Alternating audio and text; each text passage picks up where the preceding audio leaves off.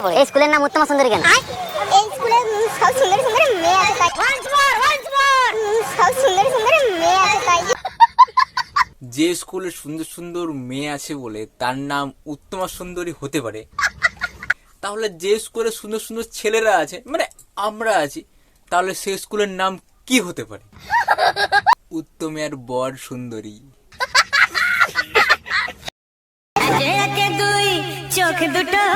এই বন্ধের জন্য আমি একটা অফার দিতে চাই। এরা এত সুন্দর বলেই তো এদের স্কুলের নাম উত্তমা সুন্দরী রাখা হয়েছে। এই স্কুলে সব সুন্দর সুন্দর মেয়ে আছে তাই। তাই আমি ভাবলাম যে একটা ঘটকালি করেই দেখি। এদের জন্য একটা আমি ছেলে খুঁজেছি। আমি বিয়ে করতে যাই। মানে উত্তমা সুন্দরী তো একটা উত্তমা খুঁজেছি। চলুন সেই উত্তমাটাকে দেখাই। যাকে আমার সাথে মিলবে এমন একটা মেয়েকে মেনশন করো। আমি বিয়ে করতে যাই। আমি বিয়ে করতে যাই। তুমি বিয়ে করতে চাও বলেই তো তোমার জন্য একটা মেয়ে খুঁজেছি, উত্তমা সুন্দরী। তোমার নাম যেমন উত্তমা, তার নাম উত্তমা সুন্দরী। চলো তোমাকে দেখাই মেয়েটা। এই স্কুলের নাম উত্তমা সুন্দরী কেন? সকলেই সুন্দর, তাই জন্য এখানে এই স্কুলের নাম উত্তমা সুন্দরী দেওয়া হয়েছে। দেখুন, উত্তমা সুন্দরীর নাম দেখতে সুন্দর হয়েছে বলেই উত্তমা সুন্দরী হয়েছে তা নয়।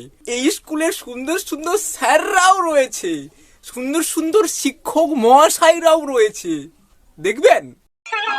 নয়ন সরসী কেন মিঠে জলে, কত কি রয়েছে লেখা কাজলে কাজলে।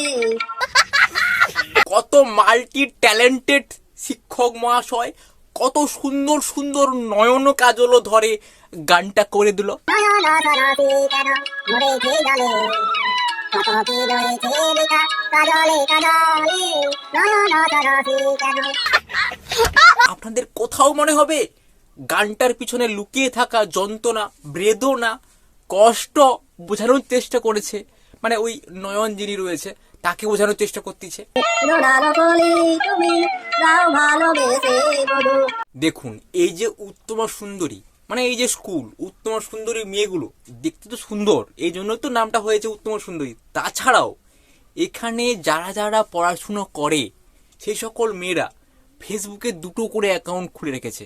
কেন জানেন? ফেসবুক চালাও? জি, ফেসবুক কয়টা অ্যাকাউন্ট আছে? আমার দুইটাই অ্যাকাউন্ট। আপনারা হয়তো কেউ কেউ ভাবছেন একটা আইডি হয়তো পার্সোনাল ইউজের জন্য হয়তো ব্যবহার করে, আর একটা আইডি হয়তো তারা কোনো ভিডিও করে বা কোনো ক্রিয়েটার হয় বা এরকম কিছু হয়তো সামথিং, সেই জন্য হয়তো খুলে রেখেছে। এটা তো স্বাভাবিক, আমিও প্রথমে ভেবেছিলাম। কিন্তু এরা ভাই উত্তমা সুন্দরী স্টুডেন্ট, সুন্দর সুন্দর মেয়ে। এরা কি এইসবের জন্য খুলেছেন? না, শুনলে অবাক হয়ে যাবেন। রিয়েল অ্যাকাউন্ট দুটো কিসের জন্য, কি কাজে ব্যবহার করো? যখন হচ্ছে ওই আইডি বয়ফ্রেন্ড নাই ওই আইডি চালাই, ওই আইডি বয়ফ্রেন্ড গেলে আইডি চালাই। ওই আইডি বয়ফ্রেন্ড নাই ওই আইডি চালাই, ওই আইডি বয়ফ্রেন্ড গেলে আইডি চালাই। তোরা যে কি পরিমাণে সমস্ত উত্তমাকে বোকা বানাচ্ছিস, মাথা খারাপ করে দেবে। আমাদের এখানে তো উত্তমা পাগল হয়ে গেছে। I love you. ম্যাডাম কোথা থেকে আসা হয়েছে? কোথা থেকে? কোথা থেকে আসা হয়েছে? যেখানে দেখছেন ওখান থেকে। যেখানে দেখছেন ওখান থেকে। তুই সমঝা? নাই তুই সমঝা নেই। আমি এখানে একটা কথা বলতে চাই, এরা নিশ্চয়ই উত্তমা সুন্দরীর মেয়ে। যেমন সুন্দর সুন্দর কথা তেমন সুন্দর সুন্দর দেখতে আর সুন্দর সুন্দর বিচার। উত্তমা সুন্দরী ছাড়া এত সুন্দর সুন্দর দেখতে হতে মেয়েছেনা পারে না। আমরা জানি না কোথায় বাড়ি। আচ্ছা, নতুন পুকুরে। নতুন করে এখানে বাড়ি। সেই যদি তুমি বলবে বাড়িটা কোথায়, তাহলে এত উত্তমা সুন্দরী হবার কি দরকার ছিল? প্রথমেই তো বলে দিলে তো হতো নতুন পুকুর। তখন দিয়ে খালি উত্তমা সুন্দরী দেখাচ্ছ, সবাই যেমন এখন উত্তমা সুন্দরী দেখাচ্ছে। আমি সিঙ্গেল। বয়ফ্রেন্ড আসেনি? তোরা কিছু বল, কি বলে? কি বলবে ওরা? ওরা তো বলবে সিঙ্গেল, থাকলেও বলবে সিঙ্গেল নাই, আছে নাই। বয়ফ্রেন্ড নেই? আমার সামনে একা একা আসিস। সবাই বলছে সিঙ্গেল, তাহলে মিঙ্গেলটা কে? যাদের হাতে বয়ফ্রেন্ড থাকলে একা একা আছে, হাত ধরে আছে, জড়িয়ে আছে, চুমু দিয়ে দিয়ে আছে।